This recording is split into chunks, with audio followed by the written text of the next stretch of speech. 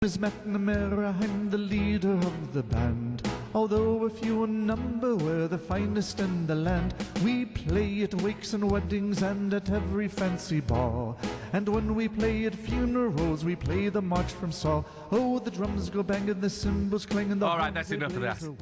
This is talkSPORT Breakfast with Arnold Clark. Get the UK's best used car deals guarantee. And I apologise for the opening music, but it's there for a reason. I don't know what the reason is, but still, I'm Jeff Stelling. Gabby Agbonlahor is with me as well, and of course you were at the Tottenham Hotspur Stadium yesterday, Gabs, weren't you? Ooh, Jeff, that was the song that come out at half time to Spurs players. I mean, the atmosphere was that poor and silent. No wonder when songs like that are coming out. It was like a kids' party. The cake and the balloons are coming out. Everybody sit there. It was so like... It's not rousing or motivational, really. It was a strange atmosphere, Jeff. I mean, I've been to Manchester City games at the Etihad, very quiet, but this was silent, mate. It was the fact the players kept on throwing their arms up to the fans whenever they'd done something to get something from them, but nothing was coming at all. How'd you enjoy the trip back? Oh, Jeff, I was in no man's land. Literally, mate, I had my rucksack I had to go and get from my friend's car. No driver could get near us. No Ubers could get near us. So I had to put my hood up with my woolly hat on, Jeff, watching the Liverpool second half on my phone. We walked to the train station right by Spurs Stadium. Went overground to Seven Sisters. Loads of Spurs fans next to me, not noticing. I'm just like, don't speak. Then went Seven Sisters, got off, got the tube to Euston, then got off and got the other tube, Northern Line, to London Bridge. Somehow I found my way. But there was the NFL on as well. Yes, there was, yeah. You know, the tube's that busy, Jeff, where people are pushing you to get on, like a stampede. So it was worth it, though, mate, to go and see. I was going to say, you must have enjoyed the performance. And, Yes. and you know, I thought Morgan Rogers was right back at his best, not just his goal.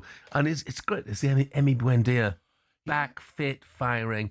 Yeah, because last season he went on loan to Leverkusen. Didn't work out. It wasn't really fancied by the manager. I don't think the manager really wanted him this season, but because of the PSR issues, he tried Asensio, he tried Paqueta, finally got Harvey Elliott, who I don't think he really fancies because he's not really played him too much.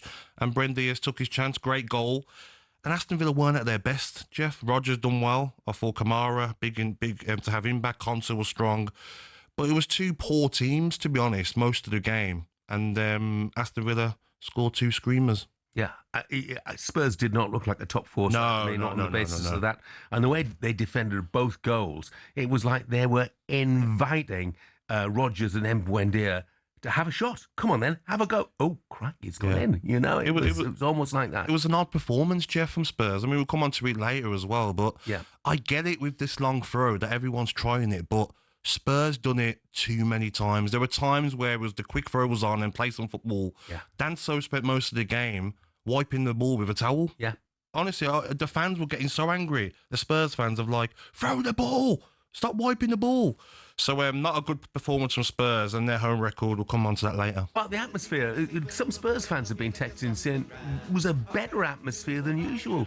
Jeff, it was silent. They only sang when they scored the first goal, and even Kudus, and it was Richarlison, when you come on, kept throwing her arms up saying, come on, give us a bit more. I was so shocked. I've been to the Etihad where it's been quiet, but Spurs fans cannot banter Manchester City for atmospheres because it was silent. I mean, the only rage they had was when Danso, it was the last minute of the game, stoppage time, and he had the towel around the ball, and the Spurs fans were going crazy. Throw the ball! But so many long throw-ins from Spurs. Get the ball down and play. I get it, it's a weapon.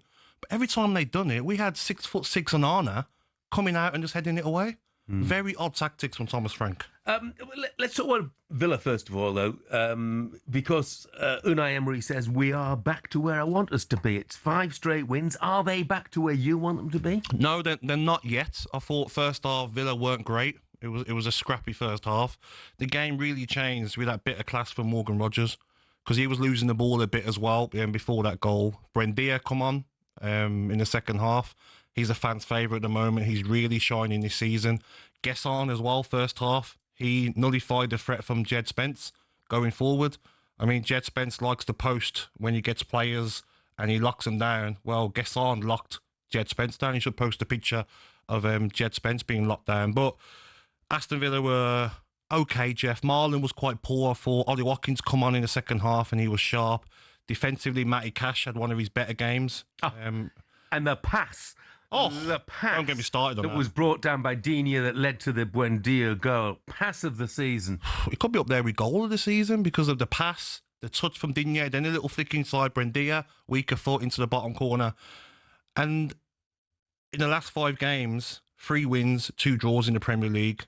5 wins in a row in all competitions, including the 2 Europa League games. So it's definitely on the up, Jeff. But Aston Villa have got to keep going. You know, other players in the team have got to come up with more goals. I thought Onana was okay. Could have done better in parts of it as well. Still got Harvey Elliott on the bench, Jadon Sancho on the bench. So he's looking a lot better for Aston Villa for sure. Yeah, I mean, it's surprising, isn't it? I mean, big recruit Harvey Elliott and Jadon Sancho as well, and yet not getting a game at the moment, not a regular game. So the problem for me with Harvey Elliott is I feel that Unai Emery was trying to get Asensio back.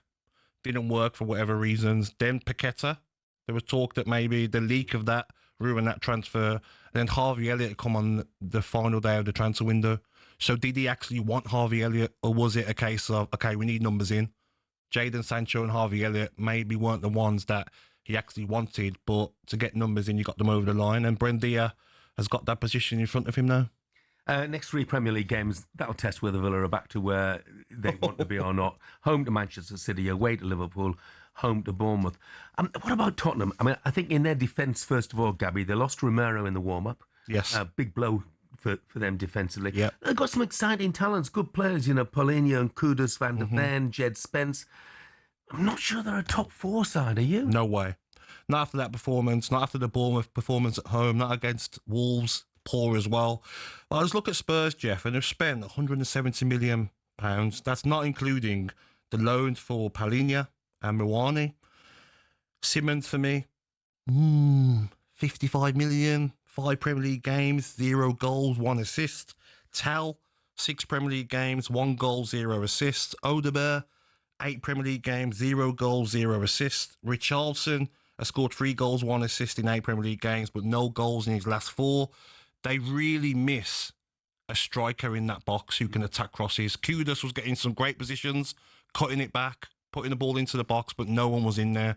So I think they're missing Solanke, they're missing Maddison, and they're missing Kulusevski. But by watching them this season, Jeff, especially in the Premier League, and watching them live, no chance of top 4. 0. Let's hear from you, Spurs fans. No chance of top 4, says Gabby. Charlie in Essex says, Gabby's right. The atmosphere was terrible. I haven't been in over a year. I was shocked. I took my 6-year-old for his birthday and was disappointed at just how bad it was. And Noel's been back on. He texted me a few minutes ago about Manchester United being treated to a different standard. And Noel says, only just up, pal. But the sentiment seems to be a different standard for United compared to all the other teams in talkSPORT. See as well, Jeff. Spurs, 3 home wins in the Premier League in 11 months. Yeah. Sunderland, 3 home wins in 2 months. Wow. West Ham, 2 home wins in 2025. Noel, by the way, I just want to say I try and treat every club the same.